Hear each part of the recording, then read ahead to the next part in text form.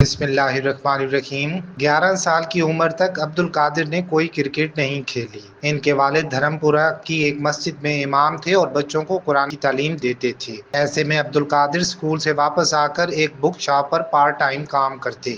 جب انہوں نے کرکٹ کھیلنا شروع کی تو ان کا شوق فاسٹ بولنگ اور بیٹنگ کی طرف تھا، مگر ایک روز نیٹ سیشنز میں سلو بالنگ کرتے ہوئے اچانک عبدالقادر نے گیند پر حیران کن سپن دیکھی تو خود حیران رہ گئے۔ یہ دریافت ان کے کیریئر کا صحیح معنوں میں آغاز ثابت ہوئی کہ پھر دھرم پورہ جم خانہ سے ہوتے ہوئے گورنمنٹ کالج لاہور کی کرکٹ ٹیم تک پہنچنے میں انہیں دیر نہ لگی۔ ایک تقریب میں گفتگو کرتے ہوئے عبدالقادر نے بتایا کہ جب انہوں نے عمران خان سے شکوہ کیا کہ انہیں ون ڈے میں کیوں نہیں کھلایا جاتا تو عمران خان نے کہا کہ ان کی بالنگ ون ڈے کے لیے مؤثر نہیں تھی، جس پر عبدالقادر نے چیلنج کیا کہ وہ انہیں چھکا مار کر دکھائیں۔ باغ جناب میں عمران اور میں پریکٹس کیا کرتے تھے، گراؤنڈ سے پیچھے پارکنگ تھی۔ عمران نے کہا میں تجھے وہاں چھکا ماروں گا، میں نے کہا مارو۔ میں نے پہلے ہی گیند کی، عمران کلین بولڈ ہو گیا، میں نے کہا اب بولو، کہنے لگا وہ بس ابھی میرا موڈ نہیں تھا، کل دیکھوں گا تجھے۔